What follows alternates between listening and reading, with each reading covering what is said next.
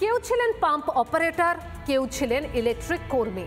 আচমকাই কারখানা কর্তৃপক্ষ হঠাৎ করে একটি সিকিউরিটি এজেন্সির আওতায় এনে সমস্ত কর্মীদেরকে বলছেন নিরাপত্তারক্ষী কাজের কথা।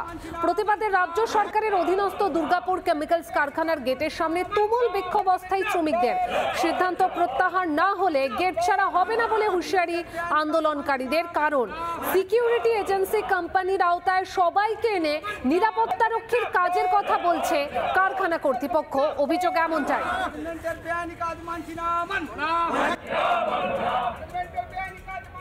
কারণ হচ্ছে একটা ম্যানেজমেন্ট যে সমস্ত কাজ এখন করছে এগুলো সম্পূর্ণ বেআইনি কাজ। আমরা এতদিন এই কারখানার দুর্গাপুর কেমিক্যালসের ভেতরে আমরা সমস্ত ওয়ার্কাররা প্রোডাকশনের সঙ্গে যুক্ত ছিলাম। মাস আমাদের বেতন হয়নি। আমরা চাই যে ইমিডিয়েটলি এই যেখানে যে অবস্থান ম্যানেজমেন্ট বসে আছে সেই অবস্থান থেকে সরে আস। বিজেপি পার্টি কি বললো না বললো আমাদের কিছু যায় আসে না, ওনাদেরকে বলুন গীতা মাথায় করে নিয়ে ঘুরে বেড়ায়। তাই কর্মচারীদেরকে বসিয়ে দেওয়া হয়েছে এবং তাদেরকে সিকিউরিটির আন্ডারে যেতে বলা হয়েছে। তো অস্থায়ী তো এমনিতেই ছিল, আর সিকিউরিটি আন্ডারে কাজ করলেও অস্থায়ী, তাদের তো চাকরিতে যাচ্ছে না, তাদের চাকরি থাকবে। এই সরকারটা একটা শিল্প করতে পারেনি 2011-র পর থেকে। আর ডক্টর বিধানচন্দ্র রায়ের তৈরি করে যাওয়া শিল্প, সেই দুর্গাপুর কেমিক্যালসকে যারা বন্ধ করার চক্রান্ত, তার সাথে শ্রমিকদের পেটে লাত মারার চক্রান্ত করছে। এর বিরুদ্ধে আমরা তীব্র প্রতিবাদ জানাচ্ছি। শ্রমিক স্বার্থে যতটুকু লড়াই করার দরকার আমরা একদম শ্রমিক পরিবারগুলির পাশে থেকে সেই লড়াইয়ের নেতৃত্ব।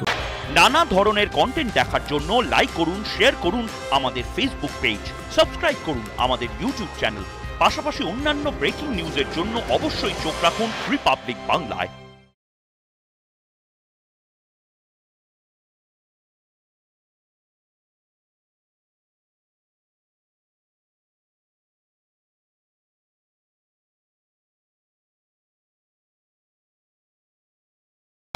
নানা ধরনের কন্টেন্ট দেখার জন্য লাইক করুন, শেয়ার করুন আমাদের ফেসবুক পেজ, সাবস্ক্রাইব করুন আমাদের ইউটিউব চ্যানেল।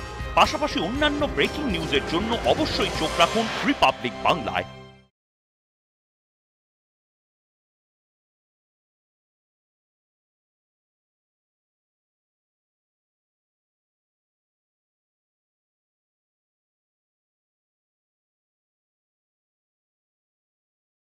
নানা ধরনের কন্টেন্ট দেখার জন্য লাইক করুন, শেয়ার করুন আমাদের ফেসবুক পেজ, সাবস্ক্রাইব করুন আমাদের ইউটিউব চ্যানেল।